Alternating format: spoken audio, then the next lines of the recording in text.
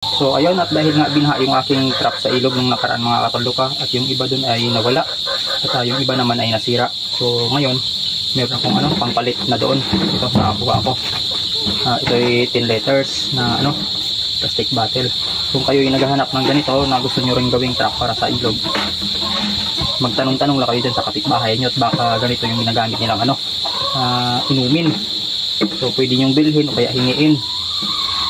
So sa ngayon mga kataldok, ito gagawin kong tutorial dahil marami na rin ang nagtatanong kung paano gawin itong aking trap. So ngayon mga kataldok, panoorin nyo at tuturo ko sa inyo kung paano ko ito ginawa.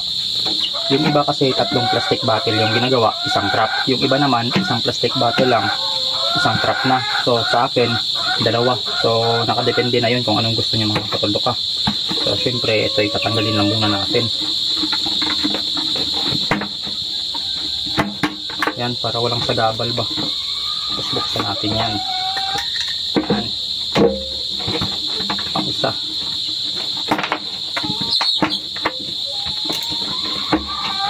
So, ayan. Tapos itong isa, puputulin lang natin dito. Yan.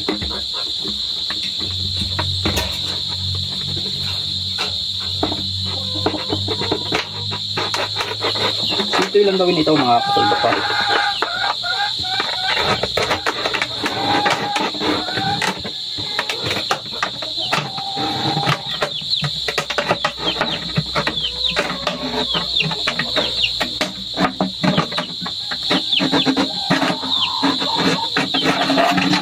Yan, ganyan na siya mga katuldo ko, tol. Tapos yung isa, itong isa, ito naman yung tanggalin natin, yung sapitan.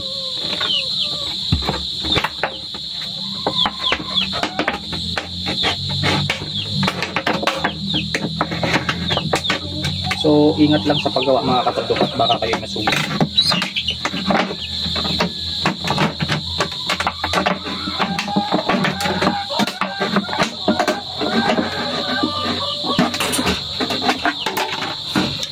Yan.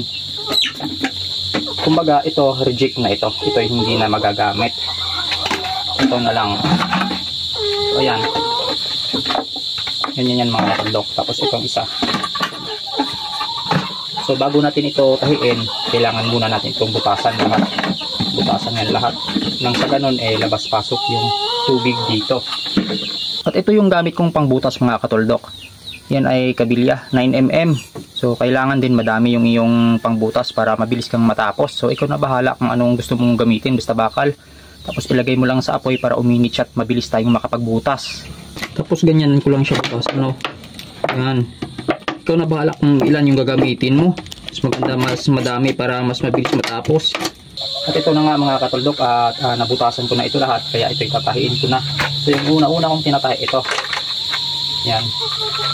Ganyan. Ito ilalagyan ko na ng lock. Sa ganun ito ay hindi na gumalaw-galaw, na hindi na makalabas dito yung ipon o talangka. So kailangan lang natin ng tali. So kayo na bahala kung gaano kalaking plastic bottle yung gagamitin nyo. Pwede na yung 1.5, pwede rin yung 5 liters, pwede yung 6.5, 7.5.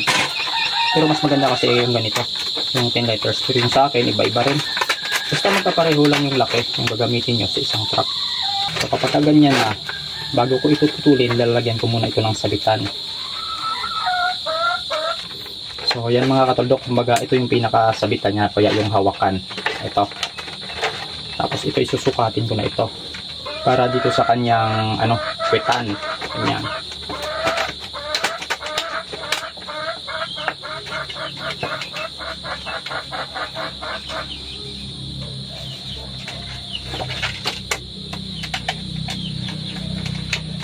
Dapat may sobra. Mas magandang may sobra kaysa magkulang.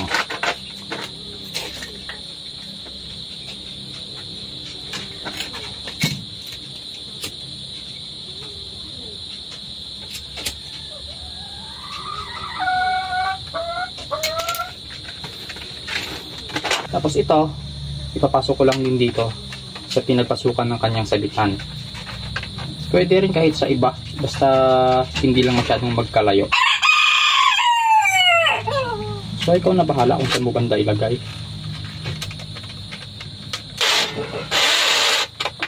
Tapos ilalagay ko na rin itong pinakapwitan niya.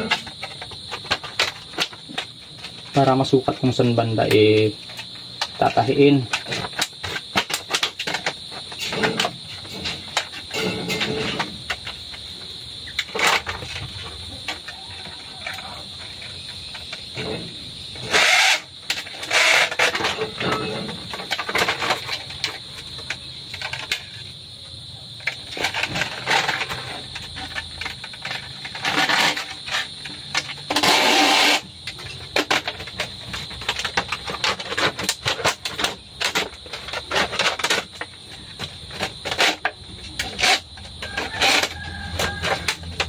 Yan.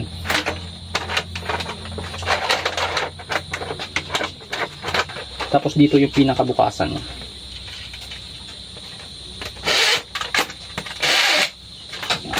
Tapos ito, diretso na ito dito. Dito. Sa pinakabunganga. Yan.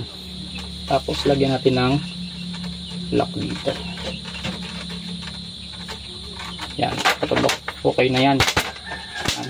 Dito mo ngayon siya i-lock. Yan. Yan. Tapos lalagyan pa natin to ng tali dito sa pinakapitan niya. Para yun yung magsilbing stopper niya kapag bumaha, hindi siya mawala. Tatali natin sa mga ugat-ugat, sa mga kahoy-kahoy. Dito sa matibay na parte. Dito natin ilagay.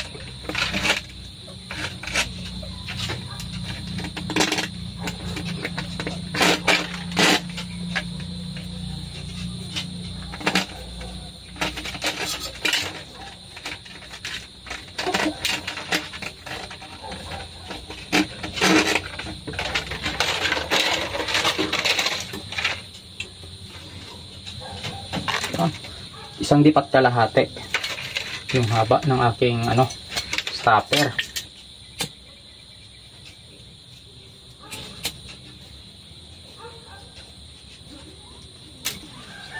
So ayun, ayos na ito mga katuldok at pwede na itong ilatag. Pain na lang ang kulang nito. Tapos dito yung bukasan niya. Ganyan. Dito nyo lalagyan ng pain at dito nyo rin tatanggalin yung huli. Tapos dito lang yung pinakalock.